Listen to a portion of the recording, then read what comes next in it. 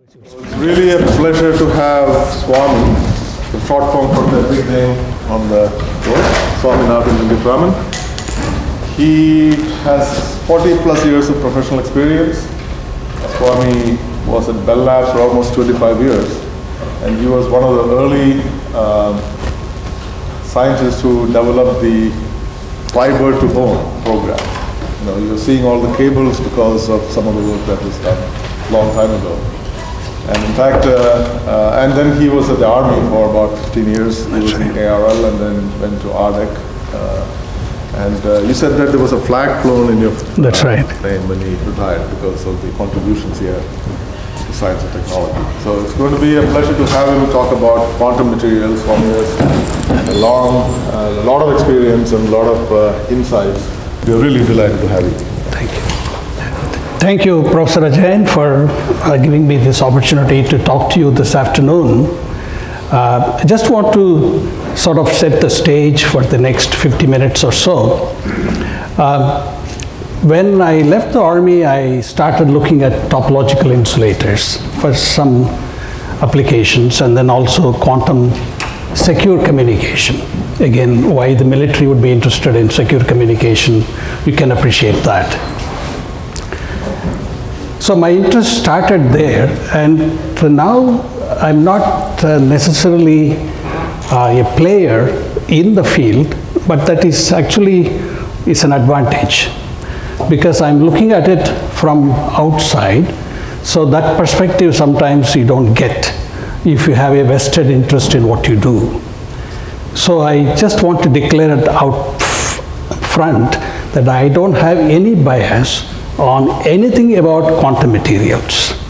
So it is an unbiased, objective view, if you may allow me to say that, of what this field has come to right now. It's a snapshot of where we are in quantum materials.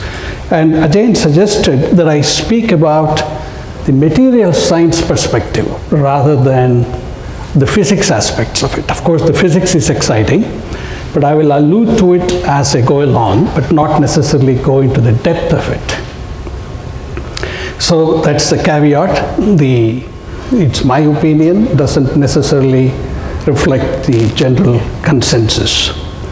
But one thing though, you might be able to appreciate, based on my more than 2 decades of experience in fiber optic communication, as Ajayan was kind enough to say in his introduction, so I have a different perspective of when these things will become practical. When somebody will say, hey, I have quantum communication network at my home, just like now you have fiber to the home. I want to say very clearly that it's not going to happen in my lifetime. Let me see, yeah. You know, the quantum materials is perhaps another buzzword because now it is advantageous to say that you are working on quantum materials. So I just want to define where now there is at least some consensus about what are quantum materials. Why are they important? What are the material challenges, and my crystal ball of what it predicts about the future. So what are quantum materials? So I have here a few pictures, and some of this represent the classification of quantum materials. For example, this picture is a high temperature superconductor of the cuprates, the copper oxides. Then what are known as heavy fermions of intermetallic compounds. And the heavy fermions, the name heavy means the electron mass, the fermion mass is much larger than the rest mass. So it's a very large effective mass and consisting of essentially a 4f and 5f unfilled shells. So electrons are the 4f and the 5f. But that's the heavy fermion. I just list these things and where the terminology has come so you can appreciate it. And of course, graphene. Graphene is a very interesting, it shows the fractional quantum Hall effect. And unlike these 4F, 5F intermetallics, graphene is an sp2 configuration, but nevertheless still shows fractional charges and statistics. And here is a very interesting thing called skyrmions. So this is again, a lot of names now come out of quantum materials, so you should get used to that. This is a prediction by a theoretician in Oxford by the name Skyrmi, so it became skyrmion, but now experimentally has been seen. So skyrmions, you can imagine, is something like a magnetic tornado. So in a typical tornado, there are air parcels which are going in a vortex. Here in the skyrmion, you have magnetic spins going like in vertices form and form very interesting structure, and they are very stable.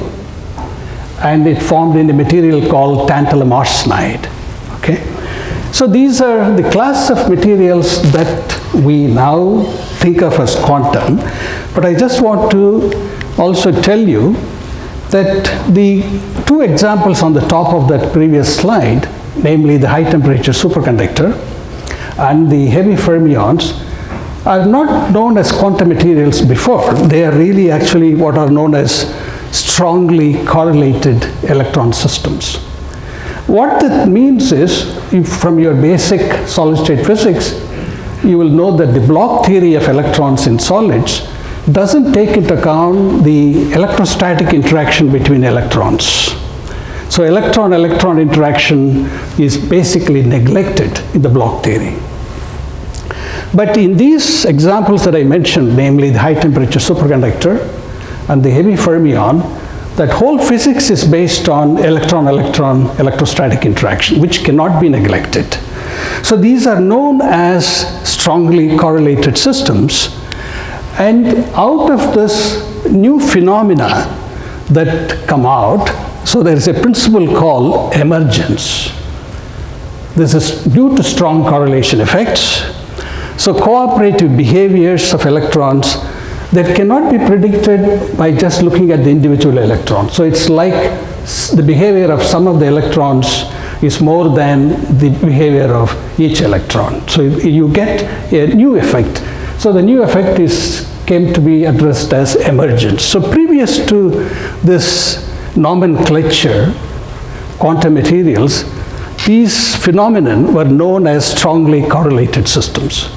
The reason I'm saying this is quantum materials is a new nomenclature just came. We just got bored with the previous nomenclature, so we gave a new name. Okay?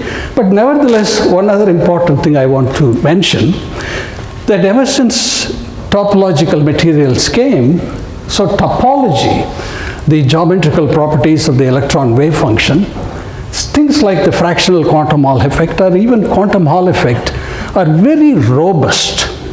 You don't really need to worry about the quality of the material, and you see things like the fractional quantum Hall effect. So that shows that irrespective of what the material is, somehow these fractional charges are protected. And that came through from a lot of the physics, that underlying physics, which came under the name topology, where you look at the geometrical aspect of the electron wave function. So now you put these two things together. So now there was an editorial Nature Physics in 2016. So emergence and topology, put them together, then you call this as quantum material. So if the material has a property due to correlated electrons and or effects due to topology, then you can call them as quantum materials. Okay, so this is the nomenclature. Now everybody accepts it, and what is exciting about it is that it is no longer only in the physics domain, because you have to grow these materials, which I will talk a little bit about later. So it's a conjoince of physics, material science, and engineering. Of course, not as much engineering right now, but it has to happen if you are going to make something out of it at the end. So with this, now let me proceed. In addition to these quantum materials which I described, you also have to bring into account what are known as quantum phenomena. So in addition to the correlated behavior, you have to introduce this nomenclature as well, which comes from quantum physics. The principle called entanglement. This is a very interesting quantum, is an evolution or an outcome of a quantum phenomenon. So for example, if you toss a coin in San Francisco, and that will determine how a coin tossed in Houston will be determined. So that is entanglement. In other words, you can, oh sorry, what happened here? Okay, I'm here. Sorry about that. So either you can generate two particles in close proximity to each other, or you take a single particle and that has been split, and this particle can be like a photon, and then due to two polarizations of the photon, for example. No matter how far apart they are, even across the universe, an action affecting one will determine the state of the other. So this is what Einstein called the spooky action at a distance. So this entanglement plays a very significant role, this quantum phenomenon, in the future of this quantum materials. We'll look into this again later. The second is the superposition. This is very important. Typically, suppose if you have, this is again, I'll go back to the tossing the coin. Suppose heads or tails, but when the coin is tossed, it is up in the air, there you have a superposition of both heads and tails. Only when the coin hits the ground, you determine what the final state is, which can be head or tail. But when it is spinning in the air, you have the superposition of both heads and tails. So what that means is if you have a 0 and 1 digital bits, so the quantum superposition will now give you 0, 1, as well as a superpositioned 0 plus 1. So now you have 3 bits to deal with. So instead of 2, now you 2 to the power of 3, that is 8 as opposed to 4. And this can just grow enormously, right? So this superposition is a very important outcome of quantum physics, and that also has to be incorporated in the quantum aspects. Then there is a third phenomenon called coherence. If you toss the coin in the air and you have the superimposed heads and tails, but the moment it hits the ground, the coherence of that superposition is lost, because now you have determined that it is head or tail, not both head and tail. So this, how long you can keep this coherence is very important, because the decoherence really means you lose the quantumness of that superposition state. So as a result, you can only perform your quantum computation using those plus, minus, and plus and minus until the coherence is lasting. Then the last one is the qubit. Qubit is a quantum bit as opposed to a classical bit, because now you have 0, 1 as well as 0 and 1. So simultaneously 0 and 1. So that is called a qubit. And a qubit can be anything. It can be an atom, can be an ion, it can be an electron, it can be a photon, whatever, right? So that is what you use to make the quantum calculations.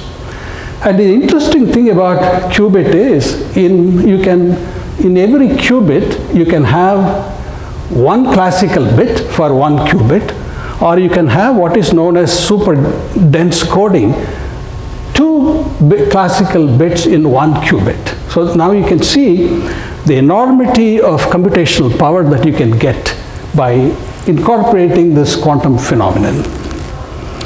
So much so about quantum phenomenon, and I hope that I won't say more about physics for the rest of the talk. So what are the material challenges and opportunities where things need to happen? And of course, if it has to go somewhere, we can't depend upon 1C, 2C experiments. No matter, the paper could be in Nature Physics, but still that's not sufficient. So that's where I hope that I will convey across to you what are the challenges. So I have going to, for this portion of the talk and for the rest of the time that we have, I'm going to highlight two classes of material challenges. One with reference to this topological insulators. So I will quickly define what they are. And of course, many of you, you can go and look at Wikipedia for a lot of these things and get an understanding, the background information. The distinguishing feature of a topological insulator is that the bulk is insulating, but the surface is like metallic. So it's like an electric wire where you have the electrically conducting part in the center, the surface is coated with some plastic which is insulating. The topological insulator is exactly the reverse. The inside is insulating, but the surface is conducting. Now I want you to keep this insulator, that part in your mind, and you will see later on when I show you some examples, you would raise your eyebrows, how come this is an insulator? But wait until that happens. The second important aspect in a topological insulator, this is again an outcome of the quantum mechanics, is that the spin and the momentum at the surface are locked. This is called spin momentum locking. So for example, if you throw, I say a basketball here, but let's say basketball or a baseball, doesn't matter.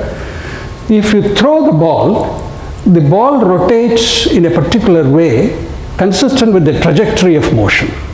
And if you change the trajectory of motion, the rotation of the ball also will change. So that is called the spin momentum locking. So for example, here some pictures are shown. In this, compared to the conventional insulator versus a topological insulator, so you all know about conventional insulator, but this is the band diagram. And you have these surface states which are crossing red and blue. The reason it is shown as red and blue, then you have two different circles with the different notations. That means one direction has only one type of spin, and the other direction will have the other type of spin. Right? So that is protected. And when you reverse, it will reverse accordingly. So the spin momentum locking is a very important aspect of topological insulator, which to manipulate magnetic systems. And the surface state follows this Dirac E versus K relationship. So you have what is known as this Dirac cone. And preferably this Dirac cone, that center Dirac point should be at the center, or somewhere in the gap of that insulator. So this is a very important aspect of topological materials, topological insulators. A class of topological insulators where a lot of these things were discovered in the beginning are known as Tetradymites. These are M2X3 compounds where M is a group 5 metal, Nitrogen, and the X is a chalcogen. And here is a diagram showing the various combinations of these classes of compounds that you can make. Bismuth, antimony for the metal, and the X can be tellurium, selenium, or sulfur. Very beautiful aspect of this material is, and a lot of these things can be understood from simple chemistry. Here is a diagram of the group 5, and this is group 6. The electronegativity is the smallest at the top right-hand corner, and it is the largest on the opposite direction.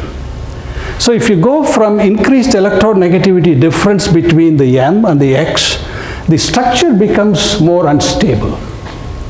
You start with a very nice tetragonal or rhombohedral structure here. Then it becomes stibnite, which is orthorhombic. Then you finally get, if the electronegativity difference is too large, you form monoclinic. So there's a beautiful structure-related transitions in these materials, depending upon what that compound is. And there are two types of chalcogen atoms. That's another very interesting material challenge. The atom X, there are two types of atoms, as I'll show you in the next. This is the Brillouin zone, so we will skip that. Okay, here. So you have, this is an example of bismuth selenium. You have the bismuth, which is the metal atom. And in this layer, this ABC stacking, there are two bismuth. Then you have the 3 selenium. Of the 3 selenium, 1 selenium will only bond to a metal atom. However, the other selenium atom will bond to a metal as well as to the other selenium in the next quintuplet layer. So you have two types of bonding arrangements for the chalcogen atom. One is purely metallic surroundings. The other one is either metallic or the chalcogen atom. So as a result, when you form native defects in these materials, the formation energies can be very different depending upon which chalcogen atom, suppose a Nitrogen-Vacancy, which chalcogen atom that you plucked out. There is also solid solution alloys. You can make family of solid solutions, and that's also very interesting. The disorder that you bring in by alloying doesn't seem to make big impact on the topological properties. So again, it's a very robust to that aspect of it. Continuing on the Tetradymites band structure. Now the band structure is very, very, very interesting. Typically in a band structure, this is the typical band structure.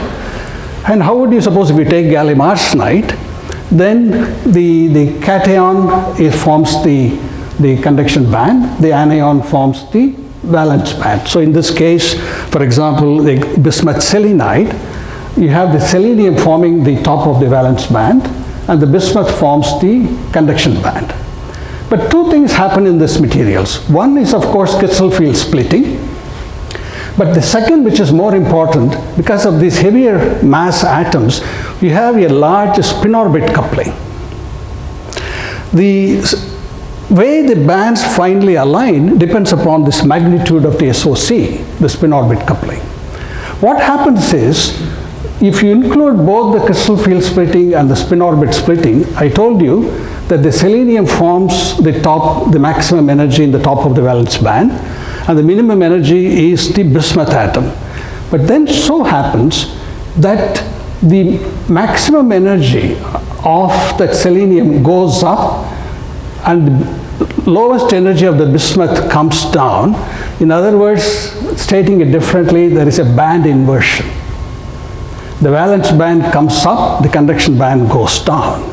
And if the spin-orbit splitting is very large, small, let's say small, then the changes happen only near the gamma is equal to 0 point. Right? So you can see the purple color has moved up here. You can see the influence of the purple in the conduction band, and the green has come down. If the spin-orbit splitting increases as you go from bismuth selenide to the bismuth telluride, then even K's around gamma point get affected. Now you can see this camel head type of picture, right? A very significant intercrossing of the bands. The valence band has moved up significantly. And this band inversion is a very important aspect of the topological materials. And in addition to that, the time reversal symmetry, a quantum mechanical aspect of it, gives rise to the protection of the surface states. So if you form surface states, the crossing, again, remember the Dirac cone, and that has been seen experimentally by this technique called angular resolved photoemission spectroscopy. And you can see this very nice crossing of the bands and the Dirac cone formation more or less in the middle of the band gap. So this is a very significant feature of these topological materials. Okay, this is all great, but what are the material challenges? You grow these materials by bulk crystal growth. For example, here is a Bridgman technique of a quaternary alloy. This is something that we did some experiments more than a year ago. This is a very robust at composition of 1.2 of selenium. It's a topological material. You can also grow things by the optical float zone technique, where optical lamps are used to aid the growth. For example, this samarium boride, it's a topological condo insulator. It's a very nice crystal, very long, about a couple of inches long crystals. So crystal growth is fairly simple in making these materials, and you can see this very nice cleavage plane. You can also do by molecular beam epitaxy these thin films, and you can do heteroepitaxy, grow one on top of another dissimilar structure. But then the problem is you form antiphase domains. Then you have twin domains. Remember the stacking sequence ABC that I showed you in the previous slide. You also have another ACB type of sequence. So as a result, you form twin boundaries and antiphase domains. And so this growth of MBE is also very challenging. People have done growth on 1,1,1 indium phosphide and shown that the surface defects can be reduced, but not enough, right? So one challenge still remains is growing good quality bulk as well as thin films which are free from twin domains and antiphase domains. So other orientations and other substrates to increase the defect-free domain area has to be experimented. Now I give you some of the background for why these material challenges come into the picture. First of all, the transport in the bulk must be suppressed. And it will be if it is purely an insulator, like I said before. Now we have to ask ourselves, are these materials really insulators in the bulk? The Dirac point must preferably within the band gap of the bulk of the semiconductor, because if it is not in the band gap, if it is in either one of these bands, then the surface states are no longer clean surface states, they are intermingled with the bulk states. And this is the important thing. The Mott criterion is, for the metallic to insulator transition is of the order of 10 power 15, 10 power 16 cubic centimeter. In other words, your carrier concentration has to be at this or below this level in order to have, in order to prevent the transition to the metallic state. And these materials are narrow band gap, 160 to 200 millielectron volts. I'm sure from your basic material science course, an insulator, if I say an insulator, the thing that will pop in your head is something like aluminum oxide, which has a band gap of few electron volts, right? So that is a true insulator. But these are not true insulators. With this band gap, there will be a lot of carriers. So how do you then deal with suppressing the bulk conductivity so that you see the surface conductivity? And this is a big challenge, and I have highlighted here why this is an important challenge. And it's essentially material driven. The material is intrinsically N-type with very heavy doping, 10 power 20. And all this are coming from selenium vacancies formed according to this thermodynamic reaction. And the formation energy of these native defects is very small, at least in bismuth selenide. It's a half electron volt. So at the crystal growth temperatures, you will form plenty of them. Then if you do selenium rich condition to suppress the selenium vacancies, then you get anti-side defects. Selenium goes on the bismuth side. So to prevent one problem, if you take a measure, then it gives rise to another problem. So you prevented the suppression of vacancies of selenium, but then you form the antisides of selenium. People doped with P-type to compensate this donors here, the N-type, with the calcium. But then when you dope too much, then it limits the surface mobility. Then the idea of a protected surface state doesn't mean anything. And the Mott condition has not been achieved in bulk crystal growth. That is lower than 10 power 16 doping level. So what is the story with the other one, bismuth telluride? It's the same thing, different types of defects. I won't go through this. But again, native defects play a very, very important role, and the control of them is very important. So what the conclusion? High bulk resistivity crystals has so far been elusive. So these are termed topological insulators, but then the question is, are they really insulators? So the defect chemistry of the topological materials, I have given an introduction to you on that. So people have been doing now various combinations of dopants and alloying to bring that resistivity high, to increase that resistivity by compensation, not intrinsically producing an insulating material or high resistive material, because the band gap is very small. So you easily form carriers. You use these dopants, the native point defects create N-type or P-type. So if you judiciously balance it, you can compensate the donors with acceptors, bring the Fermi level to the middle of the gap, and the material will be resistive, but that's a very tricky business. There are also known as topological crystalline insulators, where the surface states are protected by crystal symmetry rather than the time reversal symmetry. But the challenge is still dealing with the native defects. Again, the doping levels are very, very, very high. So the native point defect chemistry plays an important role in topological materials. So that is a material challenge that still remains, and I think a lot more work has to be done. Now, the remaining time, I'm going to highlight another area where there are plenty of material challenges.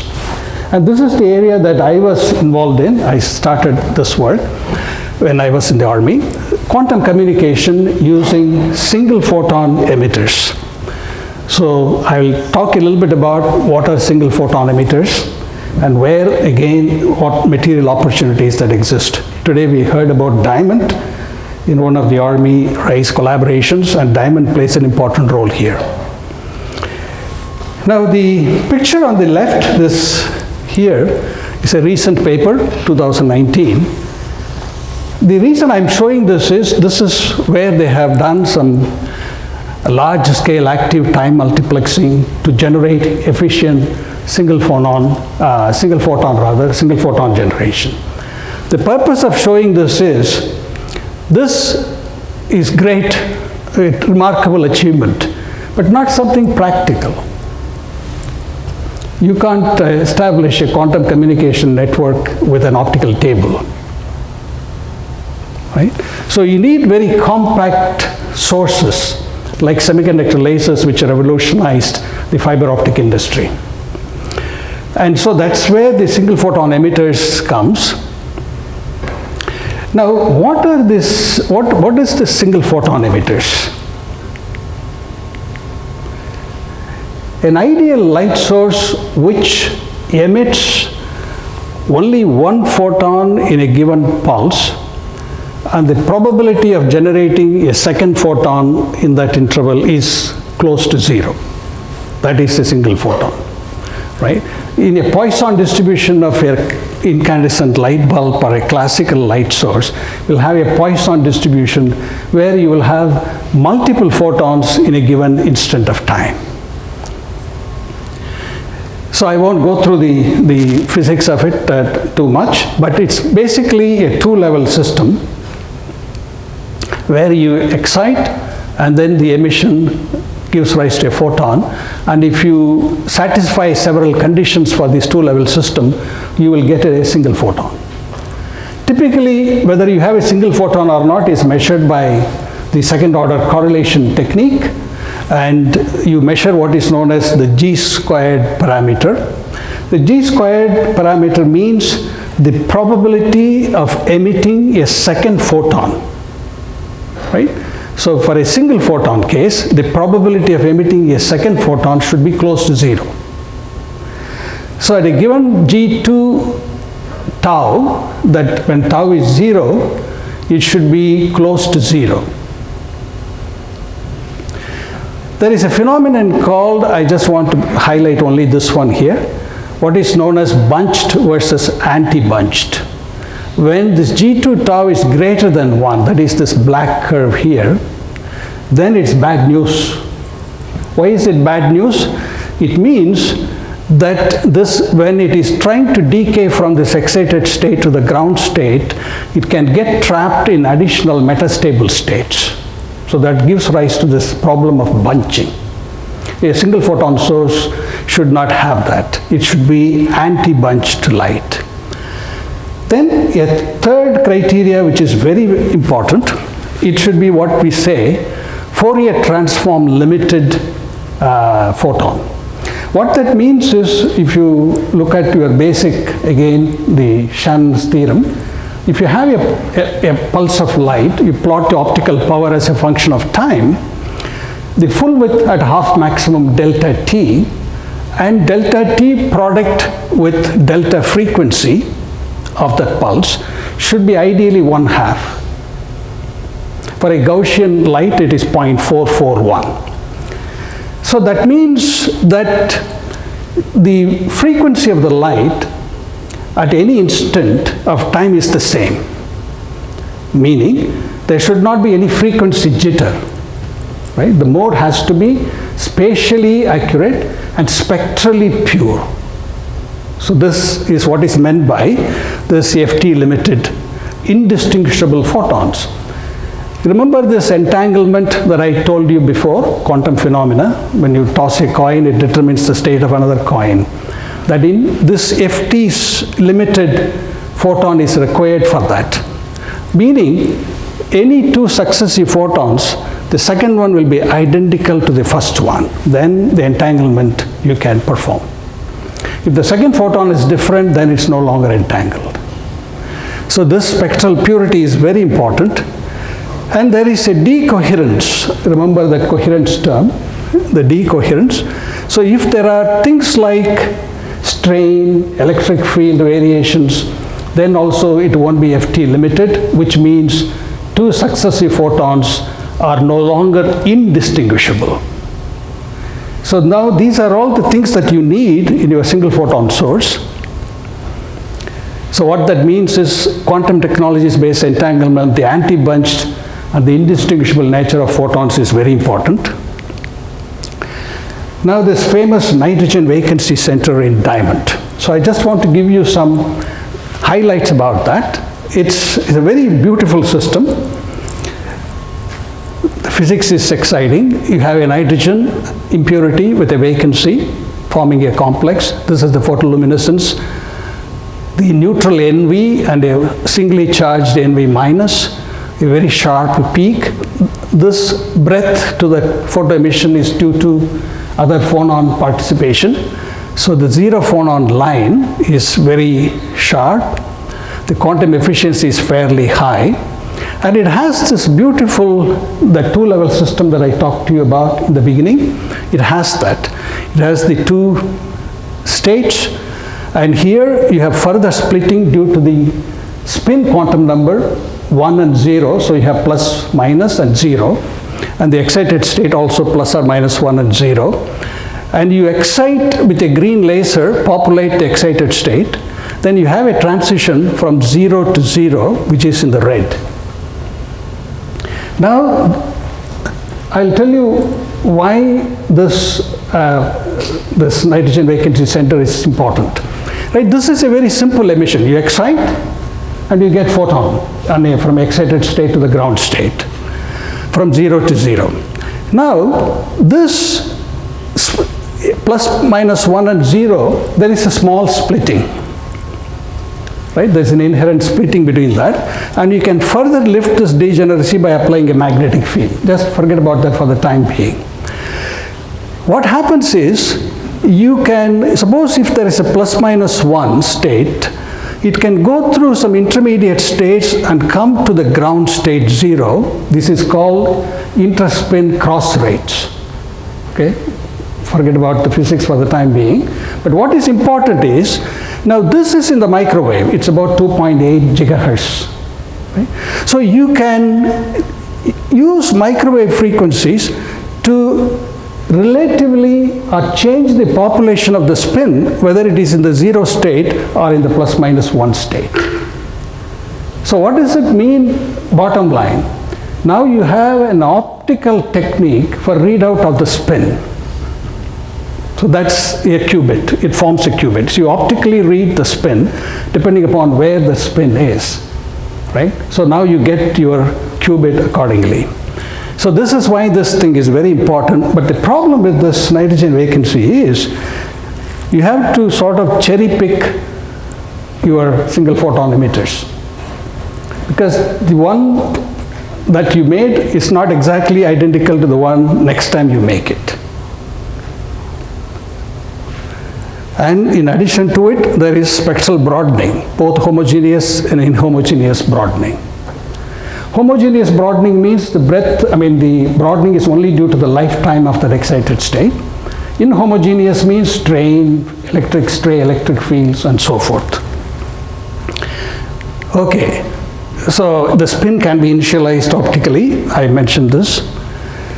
So we are now searching for other SPE sources. Now, I'm not going to go through all this that I have written here, but essentially you have to better have very low G squared. Remember, G squared is the probability that you don't have a second photon in that pulse. So it should be very small. In nitrogen it is 0.07, it's one of the lowest. But in the future quantum communication, you would imagine, see, the current fiber optic networks all have repeaters. That's the reason why you can transfer information from San Francisco to New York. That 3,000 miles, there are multiple repeaters each time the signal degrades after going through the optical fiber. You need to have quantum repeaters if you are talking about distances, exactly like optical repeaters in the classical domain. And if you want to have optical repeaters, then this number should be 0.001. Right? So now you are putting more constraints on what you need to have, and we are not there yet. It should not be FT, it should be FT limited. There should be no dephasing. I mentioned this before. There should be no spectral diffusion, and it should be preferably lifetime limited line width, so no inhomogeneous broadening. So we are in search of other SPE sources, and there are more. I can fill this, more and more requirements that creep in. So all this ought to be translated into corresponding material challenges. Just to highlight one example here, that it should be tolerant to stray electric fields and strains.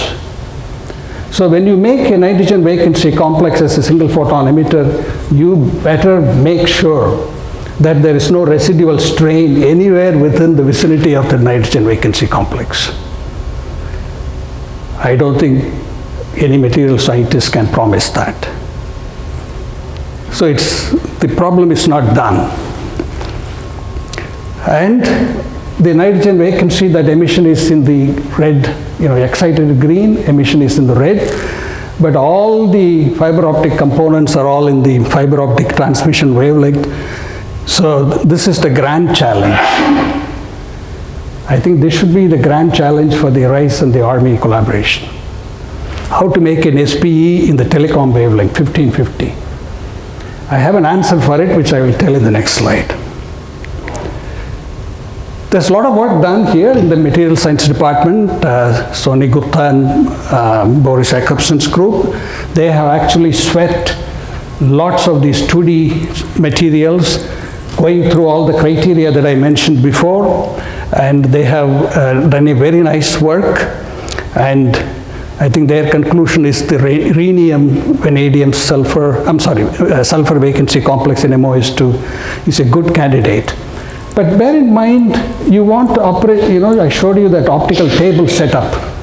You can't have an optical table setup in a quantum communication. So these things have to be, nitrogen vacancy is room temperature operation. That's one plus for nitrogen vacancy. A lot of these things are low temperature. So it's great in terms of understanding the physics, what are the material challenges, but it's not a practical solution.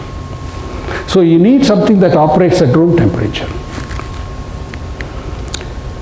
This is another WSC2 paper. Interesting paper, very nice paper.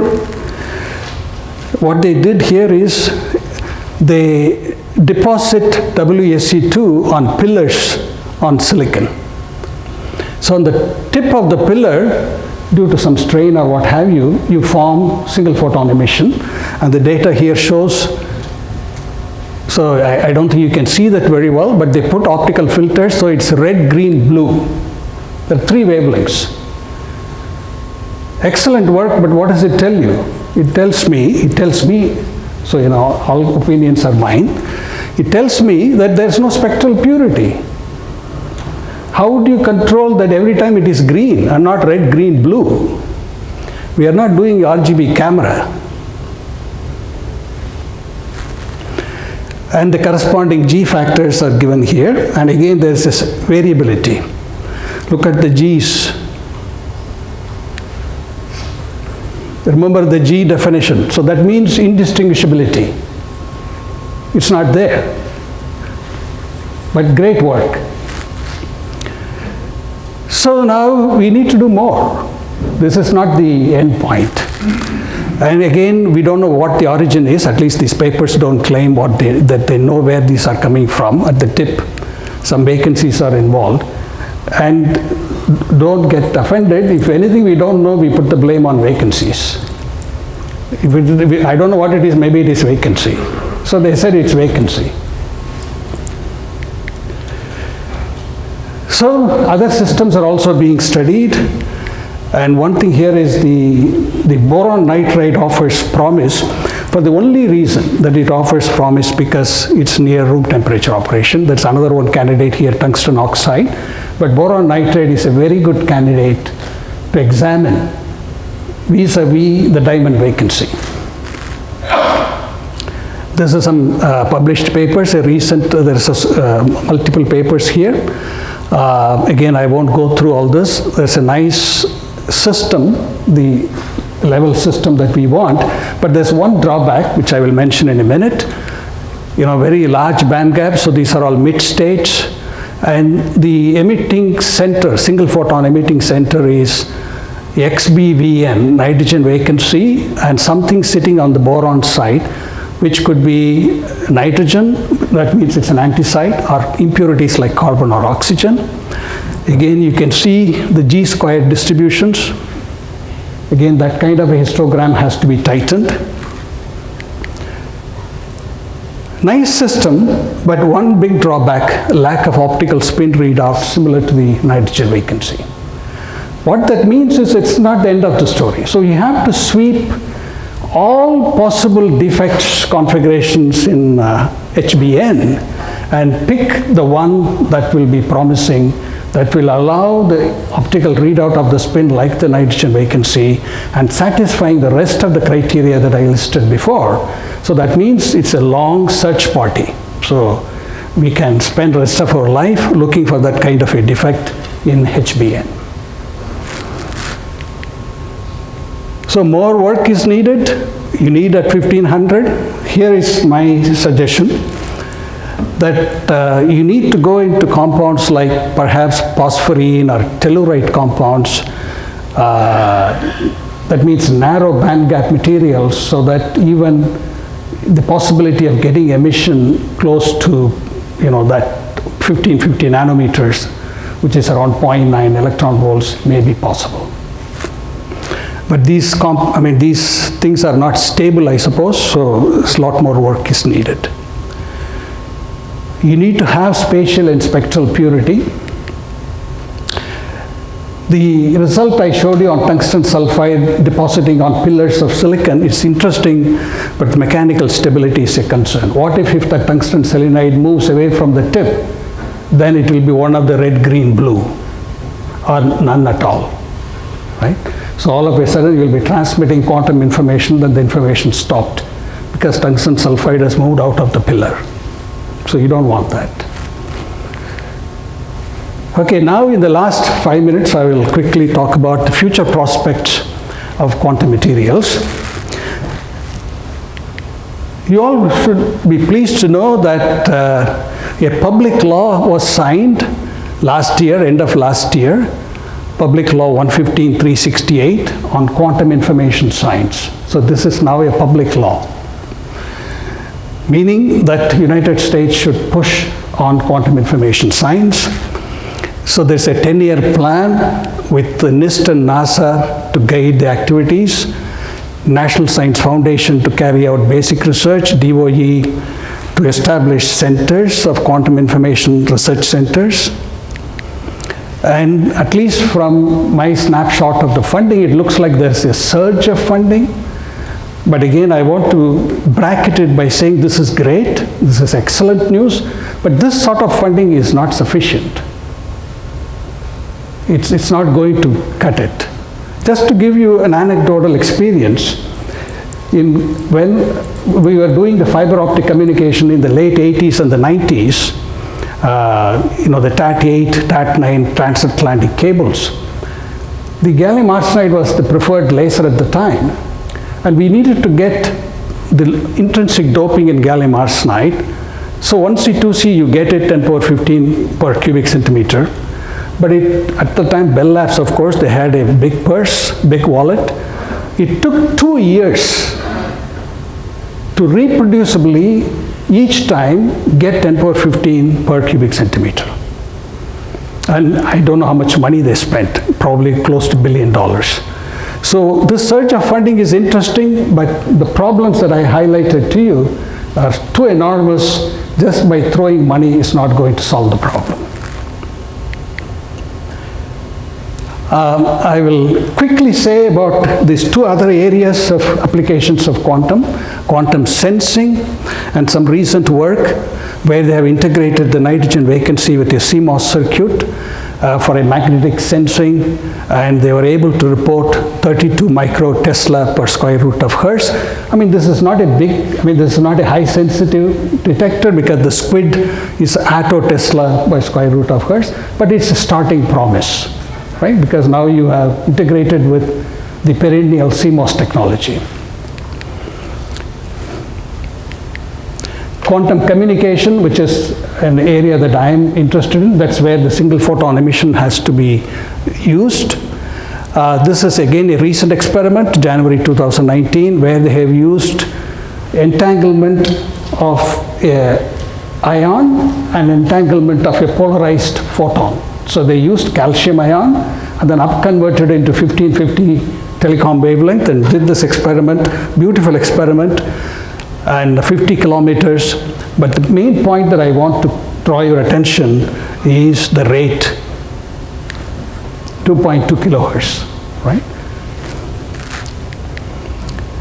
So there's a lot of other, I think somebody mentioned this morning that banks use quantum secure communication. That is true, both in Swiss accounts and Japan. If you have a secret Swiss account, nobody will know because all your account information is sent quantum.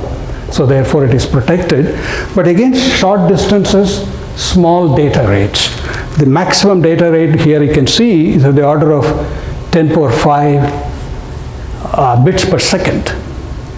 Right? If you want to talk about realistic communication, even in a military sense, that I was interested in, if you even to transmit a few video images, you don't have enough bandwidth.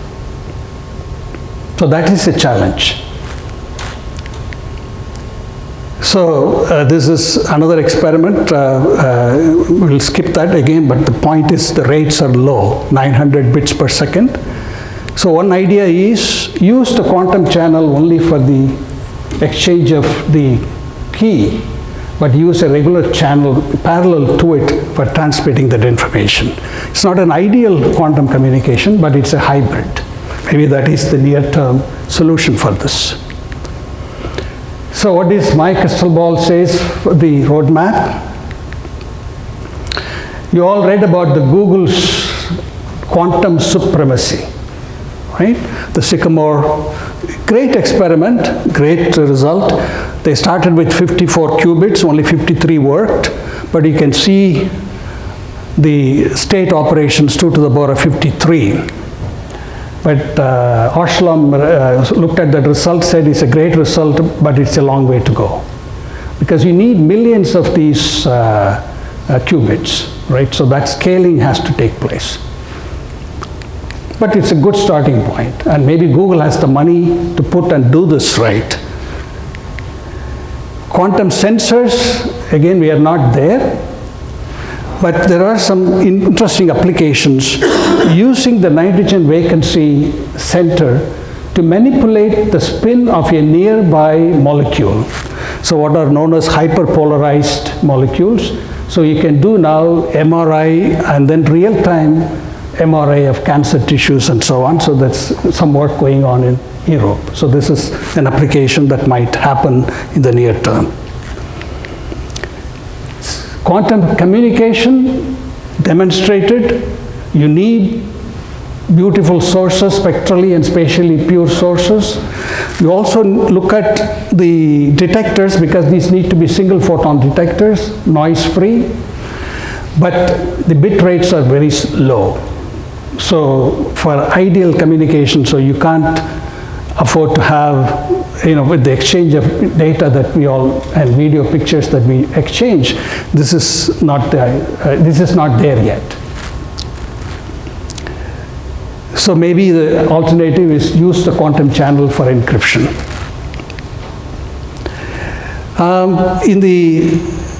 In China, it was claimed, Professor Wei is considered the father of quantum in China. This is a news item from Washington Post.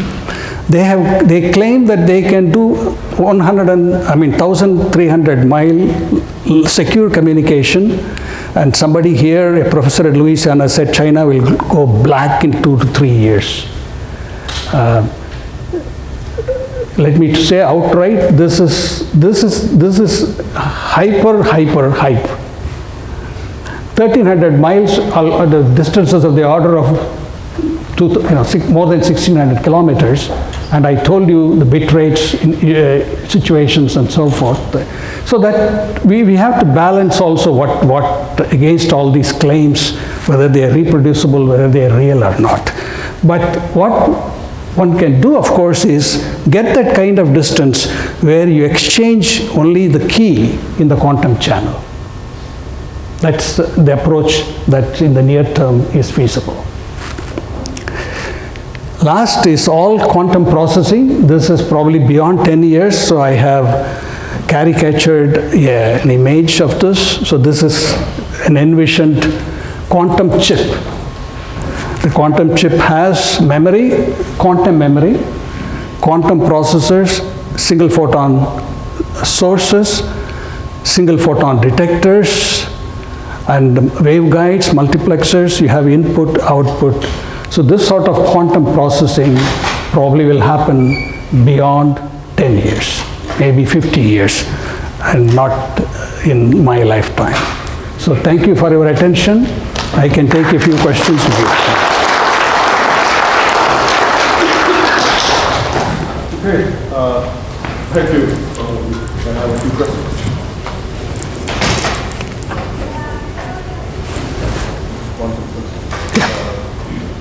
About this telluride as a fantastic material for the thermoelectric. Yes. So, have you done anything by changing this bismuth telluride? A lot of people have looked at this for thermoelectric applications, all these tetradymites. It has a very high ZT of the order of 1 near room temperature and 1.5 in some cases as high as 400 degrees. But it's still not comparable to the lead-based salts. But it is a very promising material, and combined with topological aspect of it could really be very helpful. Yeah. People have looked at it for thermoelectric, yes. But they have not combined topology with the thermoelectric. Yeah, it was very interesting that in spite of these beautiful single crystals using different techniques, that the defect densities seems to dominate. That's right. Right, and compared to the mod transition, right. This is very low, right? That's right. So, is there a way forward? I mean, it seems like very hard problem. It is a very hard problem, so it remains unsolved, but I think it requires a lot more fundamental understanding of the defect chemistry.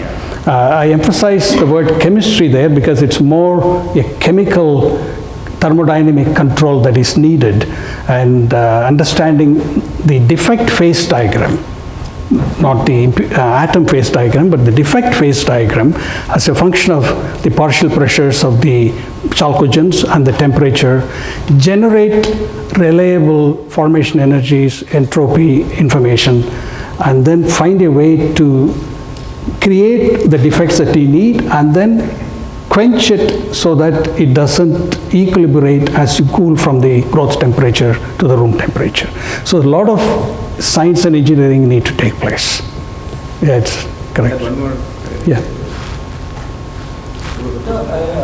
I'm just interested in, if you have bismuth selenide or telluride, now you thin down to monolayer, how does it change the electronic structure and the topological? You mean a heterostructure? No, you mean... Oh, when you think of, the topology, instead of now it is a three-dimensional material with a two-dimensional topological state, you still have a two-dimensional material with a corresponding topological state. When you thin down, it has been seen in few layer of bismuth telluride, bismuth selenide. I'm not sure in a single layer, but at least a few layers, yes. You don't lose the topology, it is the surface states are still protected. Regarding those large single crystals, usually when you're using the Bridgman technique, you end up with sometimes can be severe orientation gradients in the crystal structure. Do you see these, or would you expect them to change their effectiveness? Yeah, the Bridgman technique also, I showed you one crystal of the quaternary alloy, and of course sometimes we get lucky, we get such a good crystal with a nice with a nice cleavage plane and so on, but it's very hard. It's a heavily twinned structure. So in the Bridgman, your temperature control, especially how you pull the crystal, if it's a vertical method or it's an horizontal method, that profile is very important. That crystal takes almost more than a week to grow. So you need even a better control to address the problem that you are highlighting, but you are right, twinning is an issue with these materials. You mentioned about superconductors. The high temperature superconductor. We didn't call it quantum material, but it was. So there is a room temperature superconductor one day. Would any of these quantum processing would be simpler? Possible. It's possible. You see, in order to deal with that electron-electron interaction or the electron-electron electrostatic interaction, what gave rise to that cuprates, superconducting at around more than 100 degrees Kelvin, right? So you have to manipulate or control that electron-electron interaction along with other aspects of topology to make a superconducting, room temperature superconducting material. But that might require a heterostructure type of structure. And the reason why I'm asking is there is tantalizing claims recently about the room temperature superconductors. And that might become a reality for yes. Yeah. these, right? Yeah. One more When question. does Mr. Heisenberg sit in this type of mode? Sorry, I didn't get it. I'm asking a basic question. Where does the Heisenberg uncertainty lie in this type of work? I'm curious about that. For example, in the quantum... Especially at the energy time level. Right. That's a good point.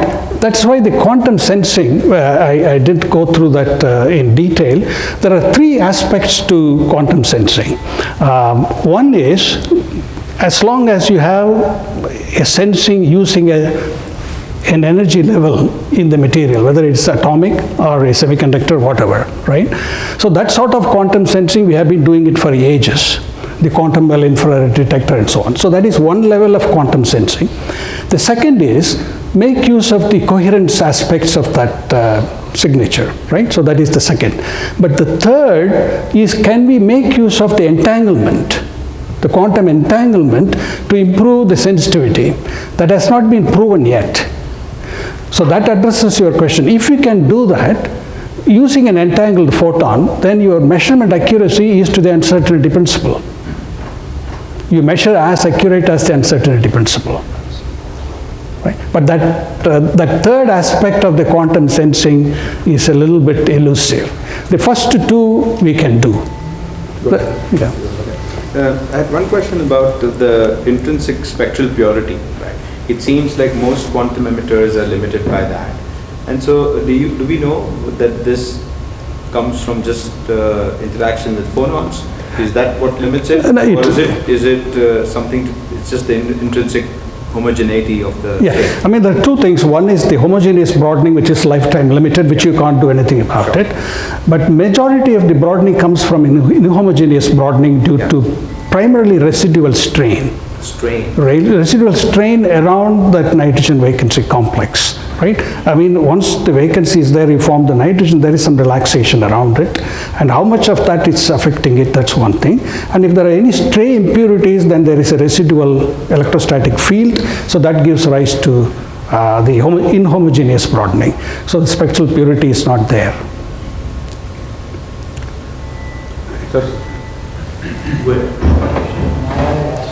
So I have been struggling with this 1.5 micron emission, 1500 emission.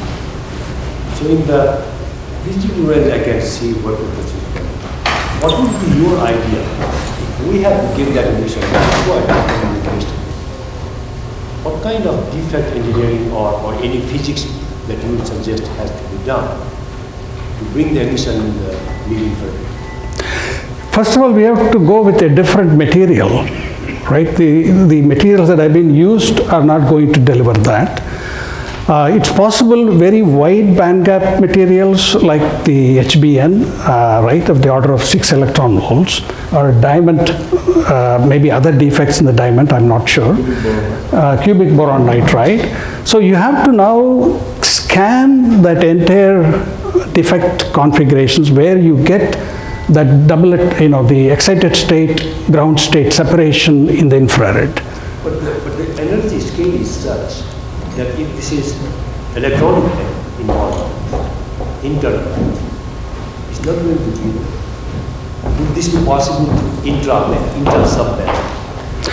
You can probably engineer like we did in the quantum well detectors and so on, where you have intra-subband transitions, but then you have to do a lot more physics. In other words, you have to get a diamond with something, a quantum well type of structure, maybe diamond and the cubic boron nitride or whatever as a quantum well, then see whether you can create intra-band states that gives rise to that transition. Yeah, that's a lot more physics has to be done. If we are going to focus in the communication band, right, then that has to be designed. Absolutely. We have to exploit. We have to exploit that. The only reason why the 1550 is important because there's a lot of other components are already available. Yeah, that's easy to adapt. See, there are single photon detectors in indium phosphide at 1550. So. Okay, thank you so much. Okay.